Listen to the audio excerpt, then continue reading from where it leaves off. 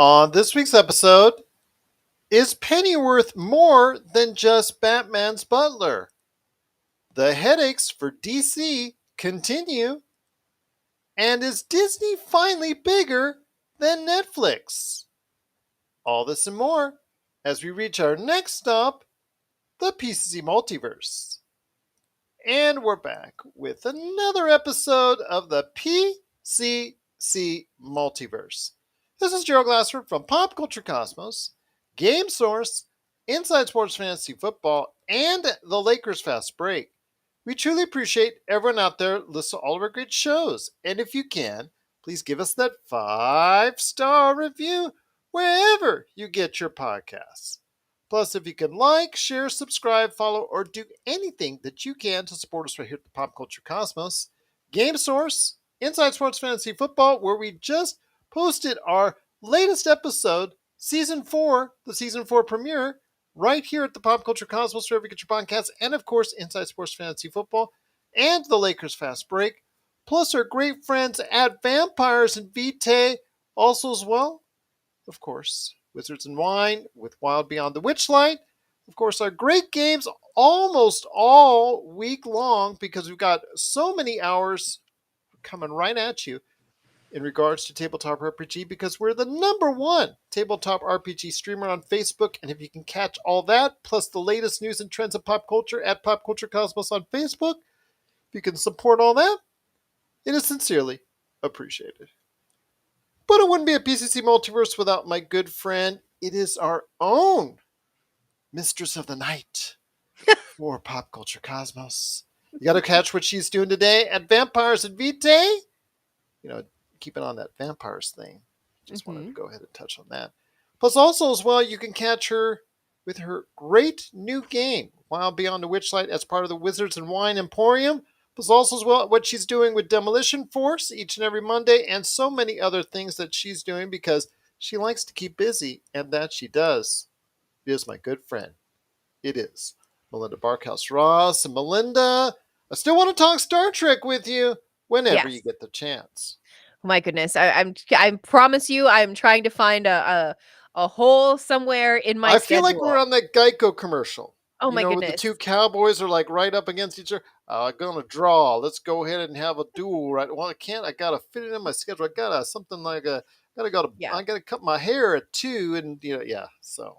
Yeah. Oh, I know. There's so much stuff that I need to try to like cram into a week. It's unbelievable. But it is. I'm even doing homework getting ready for it. So I will be prepared whenever it is that we find the appropriate time for us to get together for it.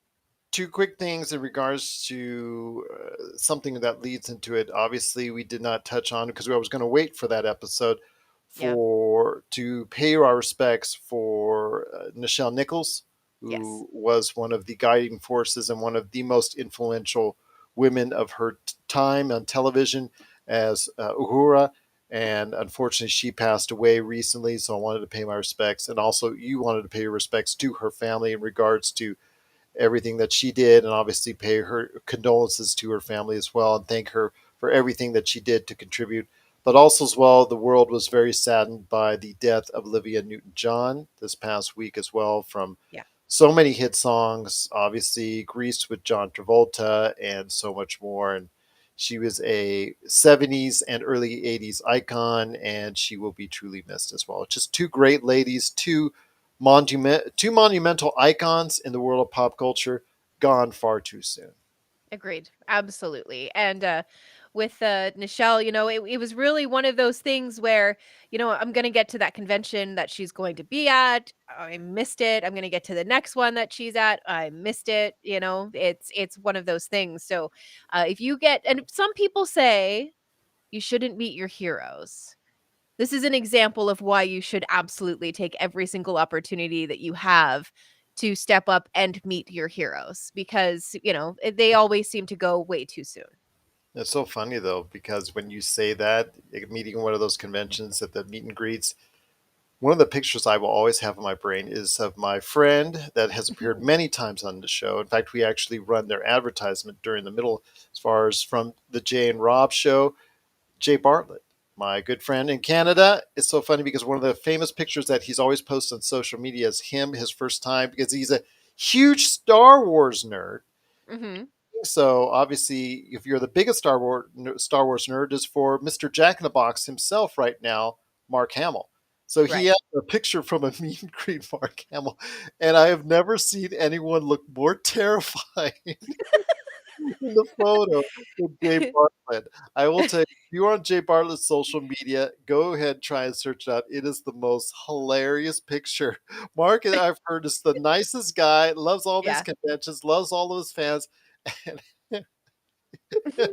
this was the biggest day of his life, Jay Bartlett's, and my gosh, he just looks so terrified indeed. It's just so hilarious, and I God bless Jay for actually, having the guts to show that out to everyone. But yeah, it's just one of the classic things I've ever seen on social media. It's just truly a classic. But yeah, are you sure? You're right. I think you're right. Don't it's not always wise to meet your heroes.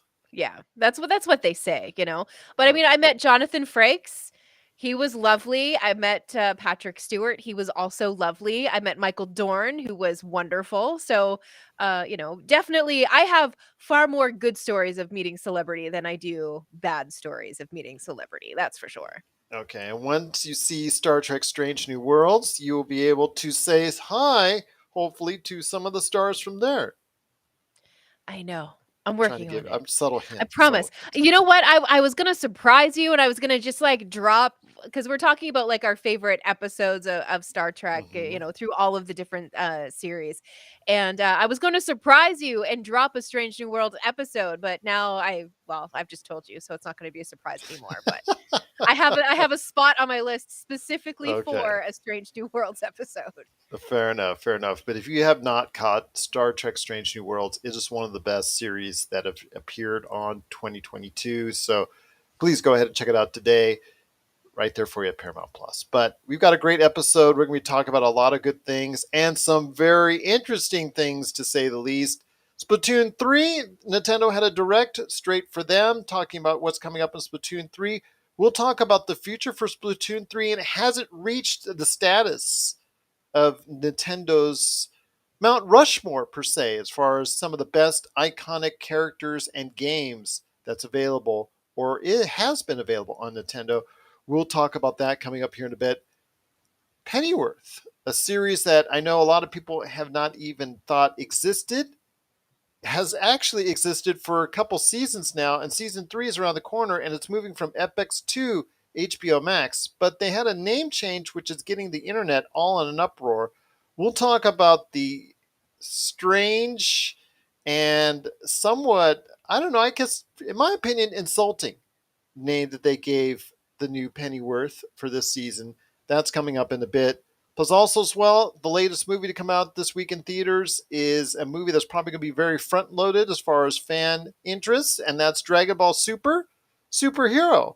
We'll talk about the possibilities for Dragon Ball Superhero coming up in a little bit as well.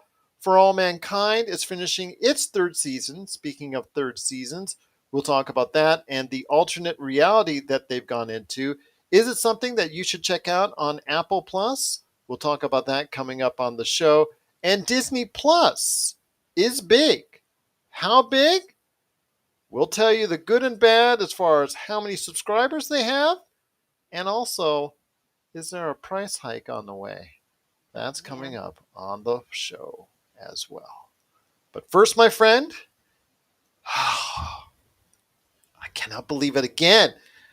The guy, oh, excuse me. See, we talked about that before show. Mhm. They just can't get out of trouble. Yeah. They just cannot get out of trouble. It just is so seemingly avoidable, but it still is not, able to do so. They are not able to go ahead and get out of trouble. And when I mean they, I mean Ezra Miller, because Ezra Miller this week was arrested in Vermont after issues in Hawaii, two separate occasions in Hawaii, after issues overseas as well, some of them violent issues.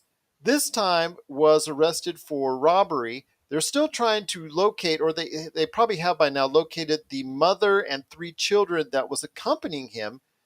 They've talked about grooming with this guy. They've talked about other things, and yeah, political things aside, I'm not, because this is now not a political show in the least, but there are some concerning things out there. And with DC, and I want to hear your thoughts on this before I go into more on the appalling thing that Warner Brothers did after some of these arrests.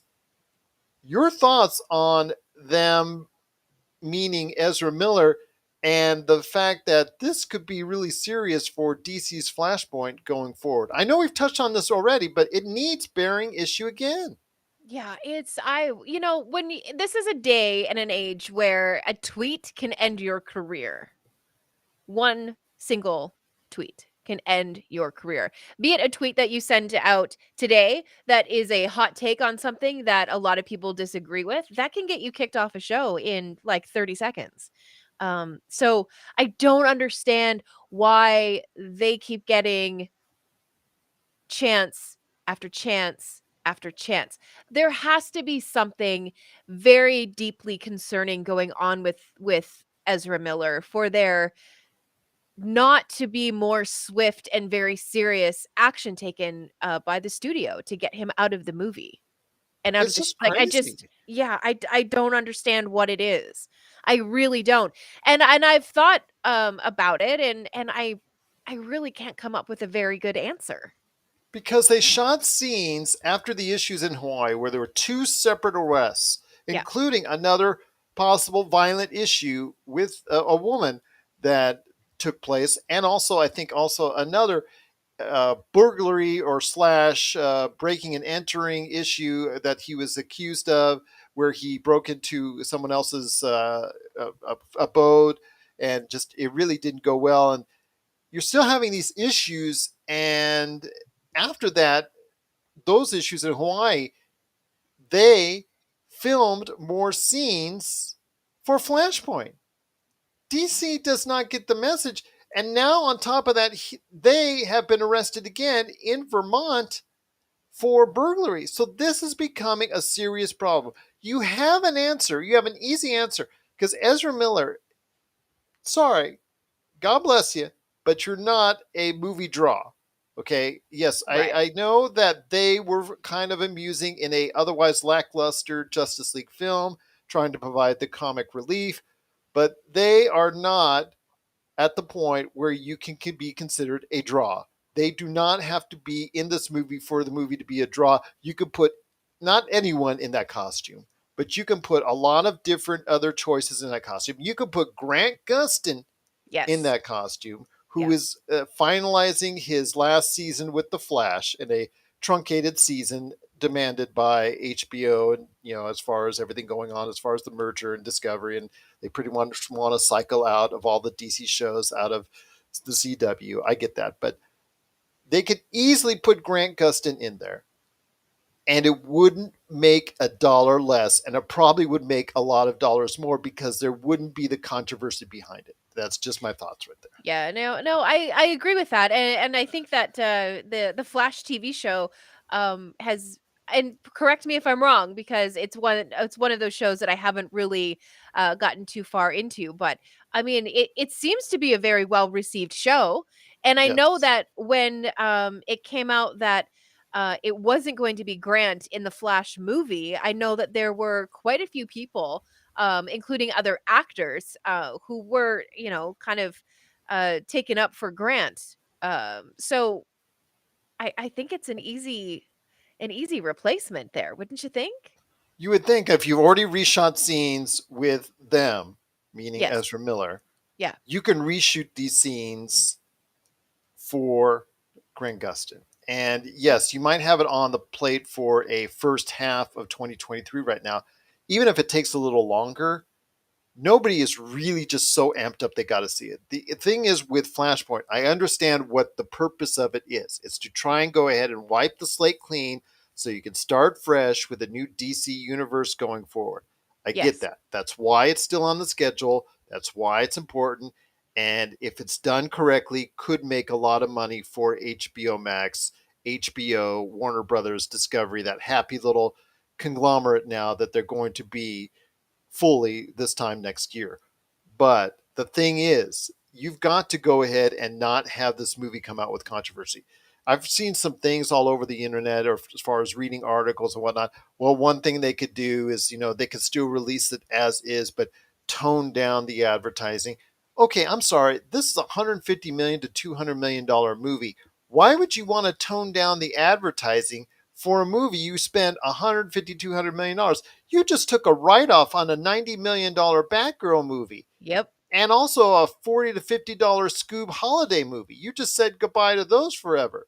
Plus, Yeah. also six movies that you took off of HBO Max because you could get a write off on those. So don't tell me that this would be the wise way to go. I mean, the answer is sitting right in front of your face. If you don't really want Grant Gustin, then get another actor who will come in and do the job pretty good, or even very well, or even better than Ezra Miller can. The answers are there, but personally, I think you just go ahead for whatever best reason you can come up with. Put Grant Gustin or someone else in there ASAP. Yeah, I couldn't agree more. And I'm all about a redemption arc, right? So Mhm. let them go and fix the things that they have done wrong. Let them go through the things that they need to go through, in order to come back with a clean slate and start to rebuild a career. We know that it works. We've seen Robert Downey Jr. do it. Brad That Pitt guy. is the latest example right now after some of the Yeah. stuff that he's gone through, and some of the stuff that he's been Hmm. accused, and some of the stuff that he's been alleged, and some of the things stuff that he's ended up doing. And obviously his marriage from Angelina Jolie is now apart because of some of that stuff. But look Right. at him. He's, resurrected his career to the point where he's able to lead a number one box office hit. Yeah, absolutely. I guess all I'm trying to say is even if he doesn't, sorry, even if they don't make this movie happen, even if the movie does have the plug pulled on it, it doesn't mean that it has to be the end of the road for Ezra Miller. It just means that it's an opportunity for him to step back, relax a little bit, and figure out Get the help how. that they need. Right, yes, thank you. That's what I was trying to say, and you nailed it exactly and succinctly, so thank you for just saving me on that one. You're welcome. But, it really is just, yeah, I'm completely puzzled by why this is still, why the movie is still even being considered right now. And that's And to me, yeah. And the yeah, thing is, well, let me just go ahead before I let you finish up. And that is with yeah, all the changes that they've made in the recent weeks, and with the tenuous future for many of these upcoming projects, which, certainly right now there's a lot of question on whether some of these projects from for DC that were talked about, announced, plans in the works, are actually going to still come to fruition. You can go ahead and do something with this. You can go ahead and make the changes, because obviously you're already making a lot of changes already. yeah, and if there's this many, reshoots and other things that they're trying to fit in there, um, I guess I don't see the harm in just recasting the role. I also don't know a whole lot about the actual nuts and bolts of movie making, so perhaps it's a lot bigger than I realize it is. It probably is a lot bigger and more of an issue than I think it is, but we've seen it happen. It's It's doable. another 30-40 million dollars in the queue, I would assume, just to say, on Yeah, the reshoots, but a lot of that is green screen. So you cannot tell me that's something that you can't get done. right. Yeah, absolutely. And I tell you what, it's just very concerning right now. It's someone who is trying to go ahead and make himself more available and acceptable of what DC has to offer, because after years of doing this show and teasing and picking on DC for all the lame choices that it's made, the lame movies that it's made, and the fact that they've actually started to rise up with some good things that have been widely accepted by the public in Aquaman, in the Joker, and the Batman, which we don't even know has a sequel yet. So we're not even sure of that. But the Joker has a sequel. Aquaman has a sequel coming out next year. So we see some good signs. We see some positivity coming to DC's way. If you really want to stick to this thing with Flashpoint, you really got to make some changes. And it starts with they, Ezra Miller. And I really think that they need to go ahead and recuse themselves. But also, as well, DC needs to make the call to go ahead and replace them as soon as possible. Yeah, I tend to agree with you on this one, Gerald. I think it's time.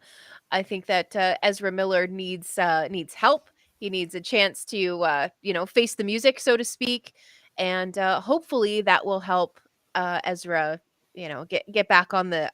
I'm gonna use the term, and I don't mean it the way that I'm gonna say it, but get back on the straight and narrow. Like get back on a positive path. Start making positive choices again, and start doing healthy things for yourself. Absolutely. I couldn't agree with you more, indeed. But what are your thoughts out there on the Ezra Miller situation as the police blotter, for lack of a better term, Mm. continues to add up with more and more and more and more negativity? How much more can DC stand before they finally make a change for the betterment of Flashpoint and also the DC universe going forward? Please let us know your thoughts on if this is something you would like to see as well. Let us know. Popculturecosmos at yahoo.com. Well, there's still much more to talk about on this week's episode of the PCC Multiverse, my friend. Let's go with Splatoon 3, which just had a Nintendo Direct earlier this week. Splatoon 3, the sequel to two really cool games, Nintendo's version of a multiplayer platforming game that's seen pretty good success. I was hoping at the time as Splatoon 1 came out, I really thought this would be, and I was talking to Josh about it way back when, that I thought that Splatoon would be Nintendo's version of a Call of Duty as far as reaching that pinnacle of multiplayer gaming, that it had to be that must play game. Never quite got there, but it sold and has sold tens of millions of copies between Splatoon 1 and Splatoon 2. So I'm not going to dissuade its success. Splatoon 3 is coming out in early September. There's a demo that's coming out right now. In fact, the demo that's out this week that will be available in the Nintendo eShop that you can go ahead and download and have some fun with for a couple weeks, anyways. Your thoughts on Splatoon? It's cute, it's lovable, it's fun, and it's something I think that a lot of people still have yet to get interested in. But with the Nintendo Switch now selling over 100 million units, Yeah. there's a great player base to be had in Splatoon 3. Yeah, absolutely. And it looks like classic Nintendo to me. It Mhm. looks like cute characters. It looks like you have a bazooka, but the bazooka is like four times the size of your character, and the recoil from the shot is over dramatic, and all of those It's kinds of things paintball with. gone wild. Oh yeah, it just looks super cute. It looks super fun. And honestly, I think it looks like a pretty decent way to unwind after, a grind at work all day. I could see you and Robbie coming home, and the first thing you say was, "Robbie, turn on your Switch. I'll turn on mine so I can go ahead and splat you a few times." Right? Yeah. Game on, man. Game on. Game on, indeed. But the question I want to ask you is, with Splatoon 3 coming out, Yeah. it will obviously be a success. It will obviously Yeah. be a pretty good hit for Nintendo this fall with everything that has been pushed back to 2023. This has a chance to go ahead and maybe find an audience it would not, or might not normally would have had in other circumstances if there are a ton of stuff that's coming out through the rest of the year. But as we've seen, there's been a ton of stuff that's been delayed to next year. So there's a limited amount of games coming. This still, I think, will find a niche in the holiday market. But when it comes down to it, do you think Splatoon could ever reach the heights of, let's say, I'm not going to say Mario and Zelda, but after Mario and Zelda, there's like, okay, everybody wants to put that loves the Metroid series, Samus there, but Samus and the Metro games have, even though they've been critically rated, have never really found a super large audience. Do you think that when you think of Nintendo someday, you could also think of, let's say, Mario, Zelda, and then Splatoon right after that? Gosh, maybe. I can't see why not, really. Mm-hmm. No, Honestly. I'm And just, I'm asking. I mean, it's there. It's been a good seller. Can it get to that next level? yeah, well, I think that the success of the Switch and having it being available on the Switch is going to be huge. I think that that alone is going to put that game in the running, I think that you're honestly. right on Yeah. that. I mean, when you Yeah. have over 100 million Mhm. switches out there on the marketplace, it doesn't take that much to go ahead and make it a big hit. Exactly. 100%. Well, that's something right there. If you get a chance to go ahead and check out the Nintendo Direct, I actually posted on the Game Source Facebook feed, so go ahead and check it out there. But with some new features, new weapons, and of course a lot of fun with new maps and a whole 9 yards coming out for Splatoon 3. I want you to go ahead and make sure you check out the demo right now in the eShop, and then let us know your thoughts. Are you excited for Splatoon? That's coming out in full, Splatoon 3 next month to Nintendo Switch. But also as well, where do you place Splatoon in the pantheon of Nintendo characters and Nintendo games? Do you think it will someday approach the level of a Mario and Zelda to continue the Nintendo legacy going forward? Please let us know your thoughts. Popculturecosmos at yahoo.com. Well, before we hit the before we hit the break, my friend, speaking of DC, their troubles never end. Even when they think they're doing good with something, like debuting a two-season show on a smaller network and bring it to the parent network, still things go wrong. As Pennyworth, a show that again I mentioned earlier that a lot of people didn't even know existed on this planet, is heading from Epix for season 3 over to HBO Max, coming in the not too distant future. I think sometime in October. No specific date given as of yet, but they showed a case to trailer, and to honor, I guess, honor, and I put that in quotations, they, in moving Pennyworth to the bigger channel, HBO Max, they changed the name slightly to Pennyworth. Okay, get this I'm ready.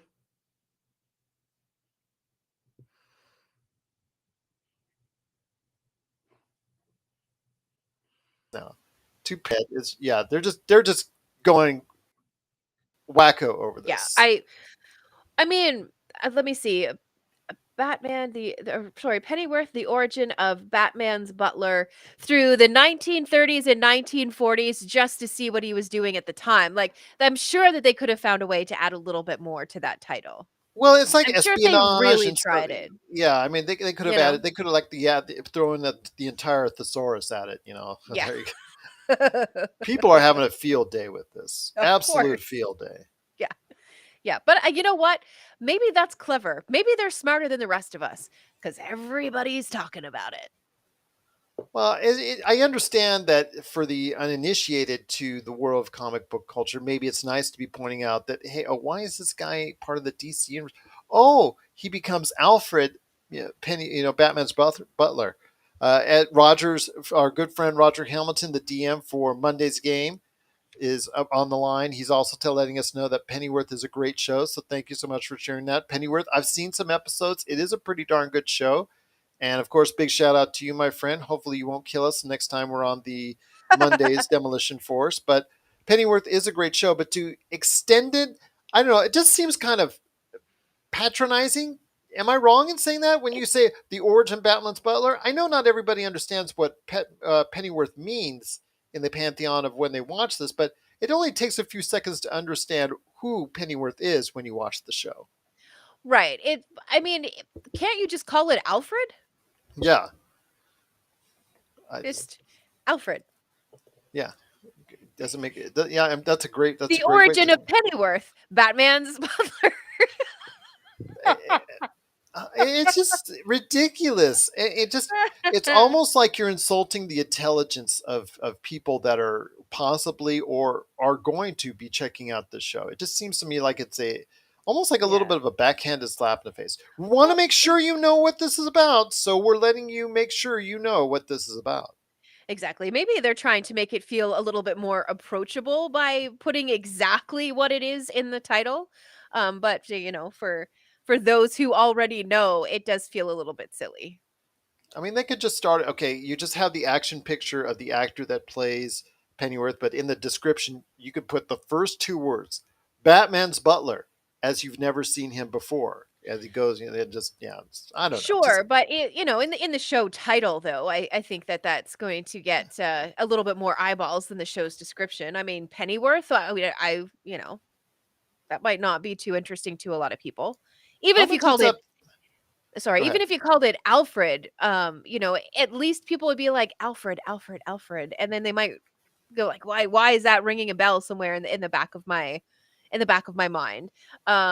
And then would come to the conclusion, oh right, Batman. So it's connected to Batman somehow, so I'm gonna watch the show.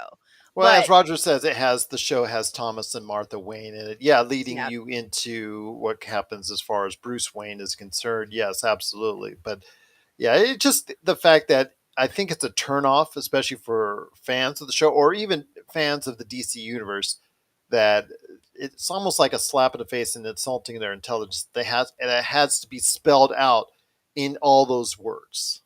Yeah, I mean, I think that's I'm sorry, Gerald, a bit dramatic. I don't think that I don't think it's insulting. I just think it's a badly titled Little, show. Yeah, yeah, it's just it's very wordy. It's just it's Pennyworth, busy as Batman's butler. And then the description could be the origin story of Batman's iconic butler or something along those lines. Like, there you go. am I going to write a letter to DC?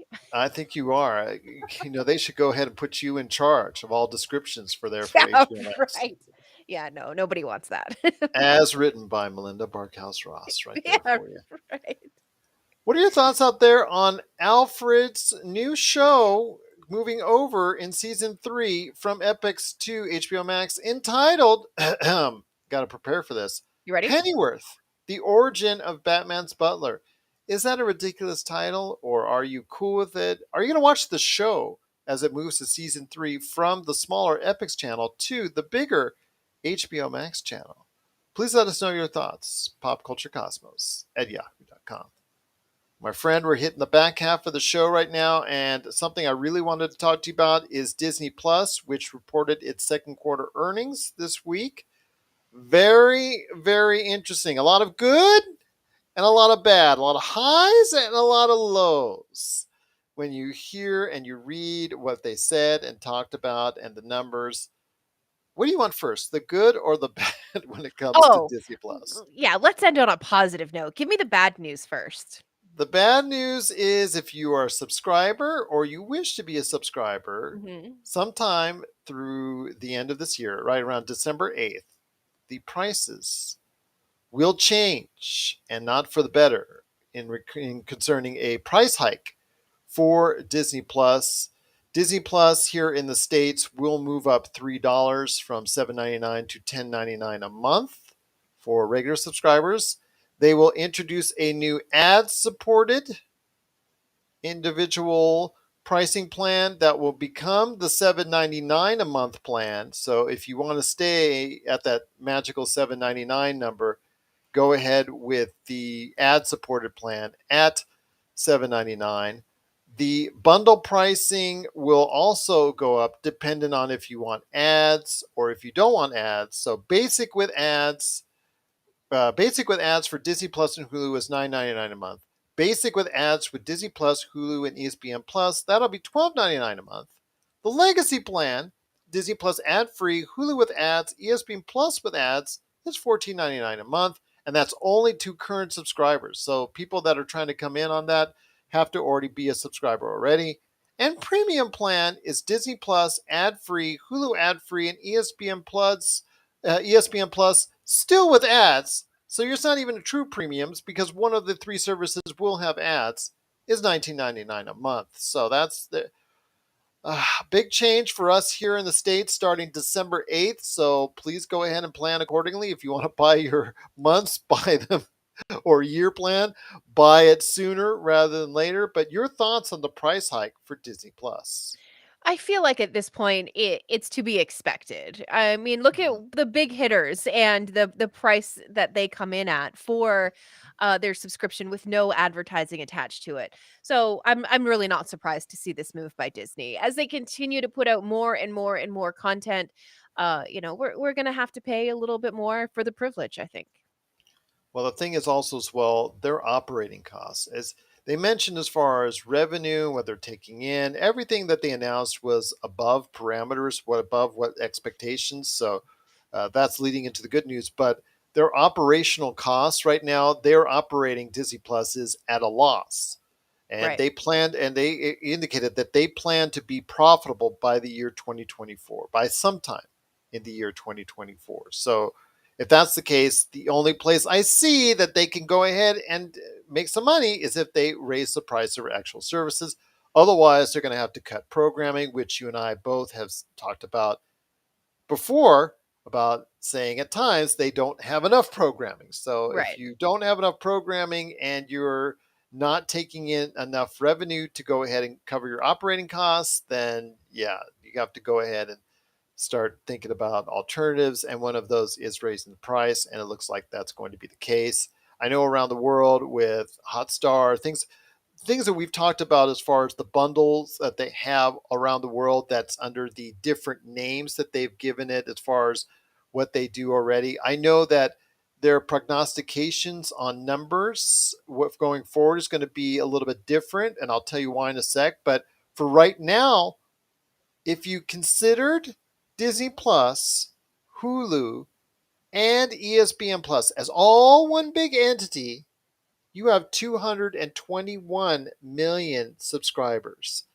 152 million of them actually had a $14.4 million upswing in the second quarter, which was well above expectations. So 152 of that, 152 million, is Disney Plus. So technically, if you want to say Disney is bigger than Netflix, I guess you can, and I guess you can't in either which way you slice it. So if you want to put in Hulu and you want to put in ESPN, yes, they are. If you don't, then they're not. So your thoughts on Disney jumping over the 150 million mark themselves and over 221 million worldwide bundled subscriptions. Yeah, I'm truly not surprised. Honestly, it's the House of Mouse. Of course, they're going to do huge, huge, huge stuff, and of course, it just took a little bit of time to get it there. My my concern, quandary, I don't know. Anyway, I just wonder if you're going to have the same commercials that are on Hulu as like will those commercials end up on Disney Plus? Because I don't know how much I need to hear about um certain aspects of men's health on Disney. It's cool, and it is something that needs to be addressed. Please, I'm not trying to make light of it. I'm just saying, if you I mean, am I going to be watching Hannah Montana and then have to listen to them talk about Or the Roman guy pills? with the soap ones, the stuff that you see on YouTube. Everybody knows what we're talking about as far as Yeah, those ads on YouTube. YouTube yeah. is a lot more free with its ad dollars, and I'll just leave it at that. I think Right. I'll just leave it at that. Please, YouTube, go ahead. You can Yeah. advertise with us anytime, and you can go Oh, aher and right. pay us accordingly. Yeah. Absolutely. Yeah, no So worries there. I'll just say this: that obviously it's Disney, so they are going to go ahead, even to, because they are actually producing and showcasing PG-13 and sometimes R-rated content now. That doesn't mean that their ads are probably going to follow that route. I have a feeling that they're going to put generic ads that are pleasing to an entire family, even if it's, let's say you're watching Deadpool on Disney Plus. I have a feeling the ads that are going to be just generic, run of the mill McDonald's, Pepsi, Coke, whatever, those type of generic ads. I don't foresee them going ahead and putting Viagra, for instance, ads or anything But of that nature. even if you're watching shows that skew a little bit younger on Hulu, those are still the commercials that you're getting. And I think it has to do with when you put in your initial information when you sign up, like your year of birth. I think Yeah. it skews the kind of ads that you're shown. And that's true, but I just don't see Disney Plus going that far into it. I think Disney Plus will stay away from those ads. I mean, I'm I mean, I'm a, a, hoping at least. it's just a copy and paste from one service to another. So I wouldn't be too surprised.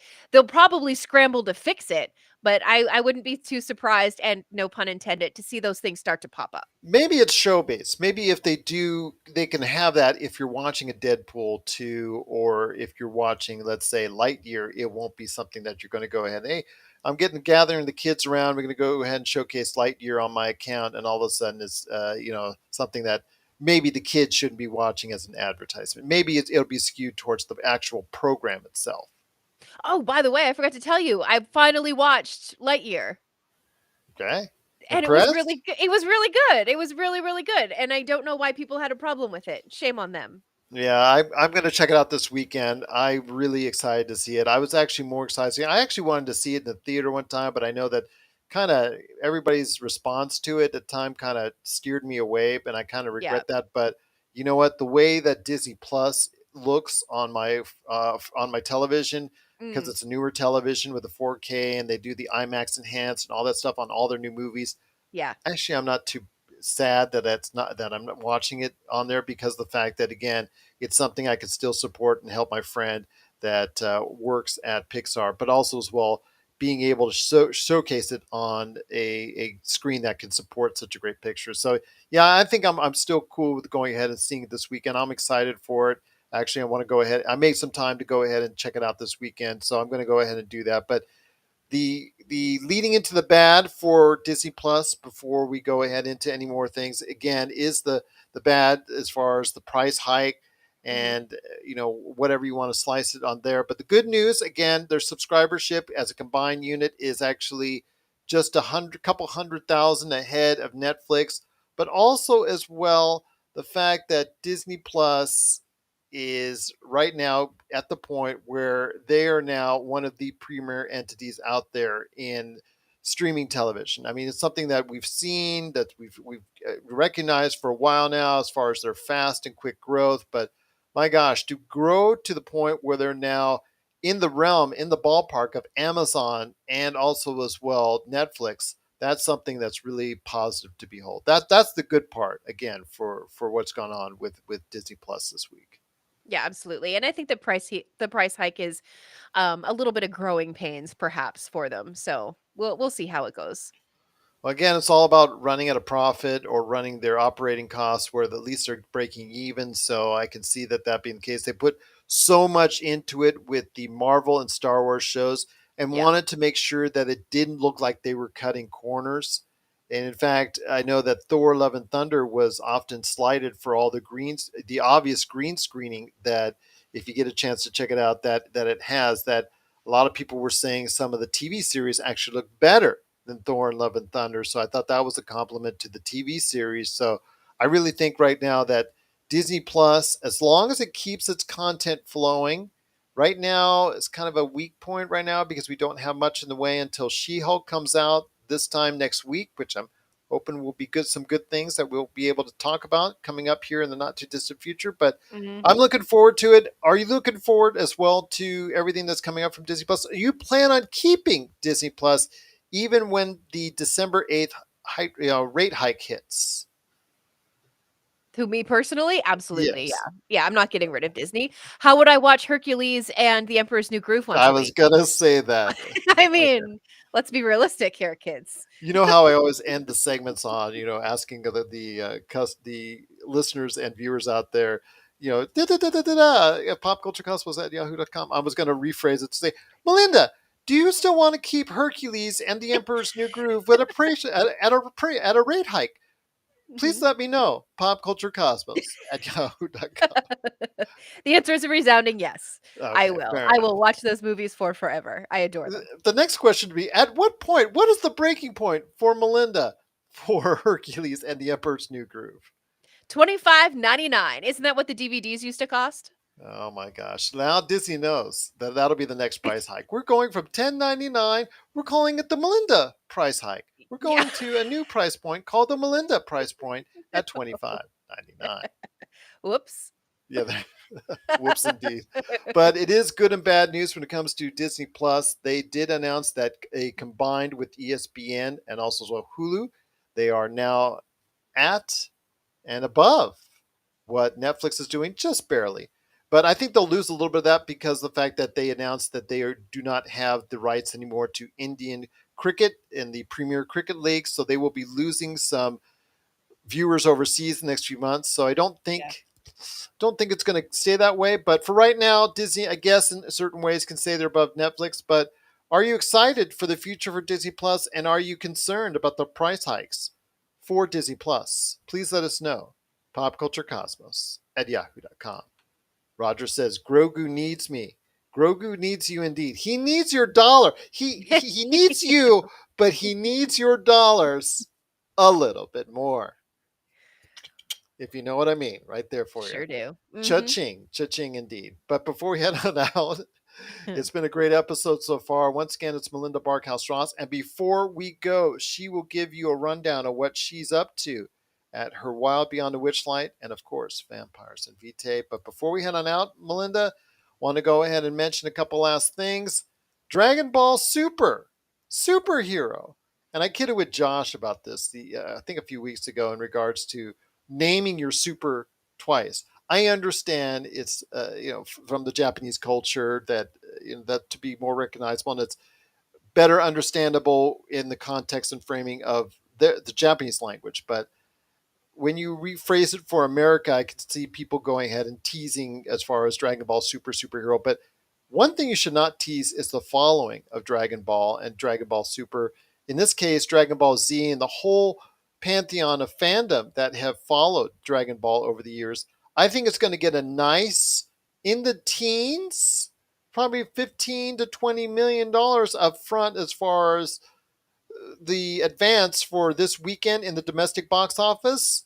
It will fall sharply thereafter, but the initial week, and that's why they bring these movies out for that in the Dragon Ball and similar competitors, they get the initial week run here in domestically, and that's where they make their money off these films. Yeah, absolutely. And um I'm going to start naming podcast episodes like that. I'm just going to repeat a word in all of my podcast episodes. Vampires and Vitae, Vitae and Yeah. Vampires. Hey, if it gets you Vampires a and crowd in, yeah. you know what? That's great. I'm going to give it a shot and see what happens. Who You know knows? what? I will say this right now. If we get more hits per episode than Mark Marone, I Mhm. will go ahead and name this the Pop Culture Cosmos Cosmos Culture Pop. You're on, pal. You're on. Absolutely. So, yes, just a few million more to go, and we'll be Yeah. right there. Yeah, Yeah. absolutely. But what are your thoughts out there on what's going on with Dragon Ball Super Superhero? Because when we talk about this, Melinda, before I go ahead and ask for everybody's thoughts out there on it, I mean, this whole Dragon Ball, I guess, legacy. I mean, I remember selling the games when I was running game stores, as far as the Dragon Ball Z's, Dragon Balls, the Tenkaichi, the whole gambit of Dragon Ball games. It seems like one or two came out every single year. People Mhm. just lapped it up. They just went ahead. They just enjoyed it so much. It is one of the staples of fighting games. It's so cinematic all in the same time, but also creates a lot of anime. And then, of course, bringing in the world of anime into it to go ahead and make it develop even more. I really think this is something that Dragon Ball and the whole Dragon Ball Z, the whole Dragon Ball IP is something that's going to stay with us for a long time to come. Yeah, I think so. And it's something that I have personally haven't explored a whole lot. I was just ahead of Dragon Ball Z when I was growing up. So, well, my sister is far more knowledgeable than I am about that one. Yeah. I mean, I can recognize it and see it and understand that that's Dragon Ball Z, but I don't really know a whole lot about it. Yeah. I I have to just go know jump. I have to I know pose, that jump, and pose, and it has to freeze frame me. yes. I know that those who like it truly like it a lot. Yeah. Roger saying marketing says you have to repeat something 3 times to get people to remember it. Okay. Pop Culture Cosmos is the number one podcast in the world. Pop Culture Cosmos is the number one podcast in the world. Pop Culture Cosmos is the number one podcast in the world. With Vampires and Vitae right behind it, right there for you. Yeah. Absolutely. Making We're a number million 2. dollars per episode. Making Woof. $1 million per episode. Making $1 million per episode. Okay, I'll stop repeating. So, okay. But if you have thoughts out there on Dragon Ball Super superhero, do you think it's super? And will you think it's super when you go ahead and check it out this weekend? Or are you checking out this weekend? And are you a big Dragon Ball fan? Please let us know. PopCultureCosmos at yahoo.com. One last thing I want to go ahead and talk about before we head on out and hear a detailed synopsis of what you're doing out there with Wizards and Wine and everything going on with Vampires of Vitae as well. For All Mankind, speaking of season 3, is coming to a close in season 3. And I also know that obviously Better Call Saul is closing down next week as far as for good, as far as the series. So I know people really excited for that. But don't slack on season 3, the ending episode hitting this weekend for Apple Plus. This has been a show that has been almost around the time of its inception, if I remember correctly. It's been a show that I think a lot of people have, I guess, maybe put under the wire, just not really paid too much attention to it. It's a really good show. It's a series. It's about the space race and the fact that it's a alternative reality of what happened. Let's say the Russians landed first on the moon instead of the United States, and then after a brief, very tense moment as far as the Cold War coming to a climax on the show, the Russians and the Americans are now working again together in a joint venture into Mars. And now there's some tensions with individuals from the Far East. I believe North Korea and China, if I'm not mistaken. So I want to hear your thoughts on this. It's really been very good for what it is. You do have to go ahead and put yourself into a different reality. It's not real what they're doing, right? You know, they actually use some of the names of some legendary astronauts. Right. So let's put that in perspective. So that part of it's real. They use some of the names, so there are same as far as the astronauts that were so part of our history.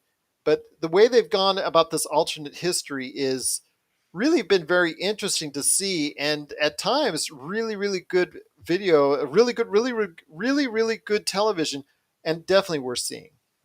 Yeah, I think that was one of the things that I really enjoyed about watching Fringe. And that was that you had this like multiverse with the Walternate and all of that. And it gave you an opportunity to maybe suspend your disbelief for a little while and just accept that this is the way that things are. And I don't know. It's really neat. I enjoy shows that do things like that. I think it's a good thought exercise. What if Russia and the United States were, significant allies? Stuff like that. I think asking those kinds of questions in the framework of entertainment is always, well, entertaining. Yeah, absolutely. It's some of the history that they change and tweak, both Yeah. U.S., Russia, world history, space history. They tweak a little bit of it. Some of the presidents have stayed the same. Some of the presidents have been changed. You, Mhm. you have to actually follow along to see what they've tweaked and what they've changed to make the narrative flow better. And again, leading to a lot of the tension that, first off in one of the seasons in regards to some action going on in the moon base and some Cold War tensions there, and then now on Mars, where there's some tensions going on leading into the final episode. I really think it's worth a watch. I really think people, if you've not gone into it, start it from the beginning. That would be my best advice. If you've not seen an episode of For All Mankind, start it from the beginning, because if you go into it with the alternate history and the tweaked history timelines and the tweaked names and the tweaked positions and the tweaked things that they've done to it with both fictional and non-fictional individuals being portrayed, I really think you should go into it from the beginning, 3 seasons prior, from the beginning of season 1. If you don't, you're not going to be able to follow it quite as well. I think that's the best advice I could give. Yeah, and that makes sense when you have a show that's kind of rewriting and twisting the history that we know. It's not always beneficial to jump into a show like that in the third season. It is best to go back and watch things right from the very very beginning, so you get it and you understand what's happening and who they're talking about and all that kind of stuff. So I think it is a good idea. Absolutely. I mean, because it showcases the points as far as the decades, and it actually has the space race actually heating up a lot faster than it has in real life as far as where they're at going to Mars in the decades. That's actually a time frame that would be even earlier than now, in the early 2000s or late 90s, that they're already going to Mars, that they already putting moon bases as far as on the moon, bases on the moon. Yeah, it's just, again, you have to go ahead and see this from the beginning to see how it develops, to totally understand and fathom how it is. So hopefully everybody will get a chance. It's For All Mankind. The season finale, it's a thriller. It's going to be a I guess a episode that's going to go ahead and keep you entranced as far as what's going to go on for season 4. So hopefully that'll go ahead and please the folks out there. A suspense, a thriller coming out at you as For All Mankind. So go ahead and let us know your thoughts on For All Mankind. Have you checked it out yet? Or are you thinking about checking out For All Mankind? If you have any thoughts on the series itself or any questions, please let us know. PopCultureCosmos at yahoo.com. One last thing I want to mention before we get to Melinda, and that is the Orville. If you've not seen the Orville yet, or you want to support the Orville, as Seth MacFarlane, creator and executive producer of the series, if you are at all interested and you have Disney Plus, please watch episodes on Disney Plus to help support it, because it is, as he said in his own words, it's 50-50 right now on the show getting anything else done as far as the season 4 or any movies down the line. He's not even sure what Disney's going to do to make the call. So if you can, go ahead and support it. Now that it's on Disney Plus, it came out this week on Disney Plus. So if you're going to go and check it out, all 3 seasons, it's right there available. So please go ahead and support it today. If you're a Seth MacFarlane fan, or you just like space series, or you want to see a little series that gets a chance to extend its life, go ahead and support it today on Disney Plus. But Melinda, it's been a great episode. Any last thoughts on what you're doing at Vampires and Vitae, and also as well Wild Beyond the Witchlight before we head on out? Holy smokes. Well, Vampires and Vitae has definitely shifted into high gear. We're definitely seeing some wild things starting to happen. There was a close encounter with Tremere. Our good friend Frank is in an awful lot of trouble. So we're trying to get that all sorted out. It looks like there's going to be a location change, so we're going to be going to a new city in the show soon. And this stream coming up this Sunday, I am so sad to say, is the last stream where you're going to see Margie sitting at our table before she moves over to Ireland. So she's going to be, coming in remotely with us. Hmm. But it's going to be her last game with us at the table. So she's been an incredible addition to Vampires and Vitae. Her character Helen is definitely a wild card. I, thought that Esther and Anna were, but it's definitely more Helen for sure this season. Hmm. And yeah, so that's what we have coming up this weekend. And then the Wild Beyond the Witchlight, we're back to the Halifax table this coming week. We are going to see if I can't get all of my technical stuff to work for me this week. If I can, we're going to do our best to kind of push as far into chapter 2 in one episode as we're able to. So we'll see how that goes. So if the rumors are not to be true or are to be true, did Robbie scare her into moving to Ireland? I think it was all of us actually, including Okay. Roger. Yeah, Okay. I think so. I think she was like, "Wow, these guys take this really seriously, so I'm just gonna distance myself and come in via video."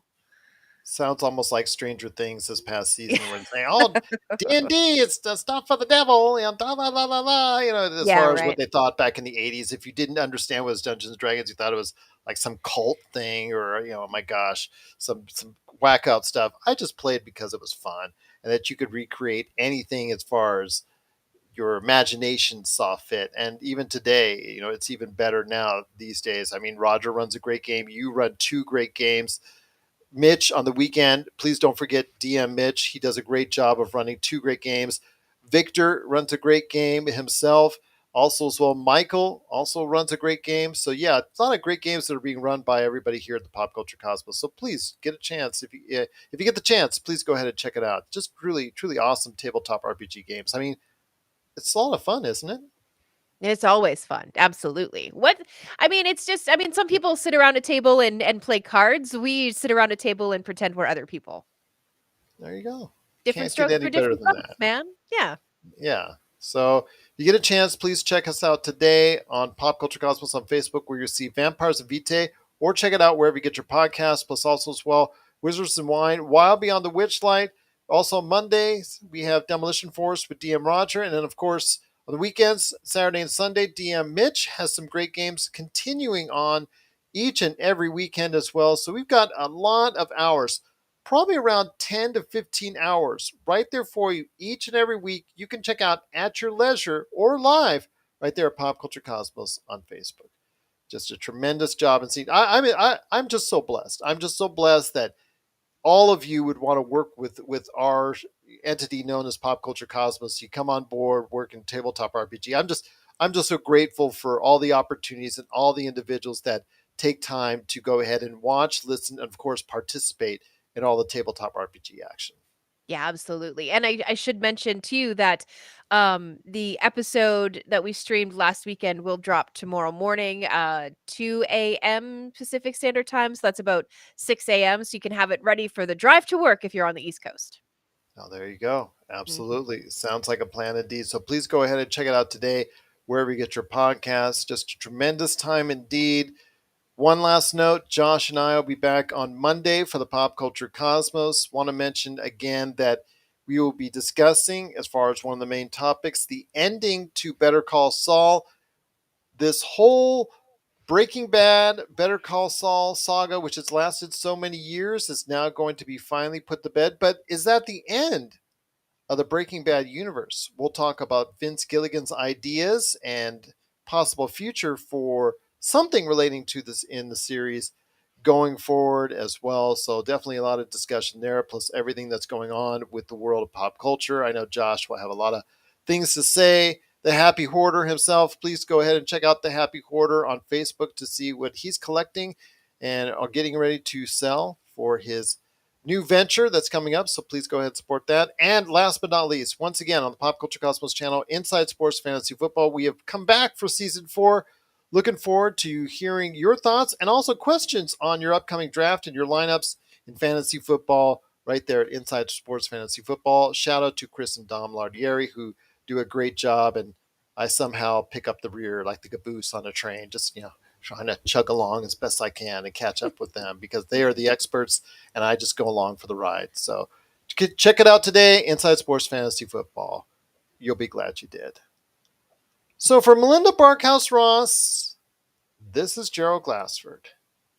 It's another beautiful day in paradise right here in the PCC Multiverse. We thank you for listening. And here's hoping you have yourself a great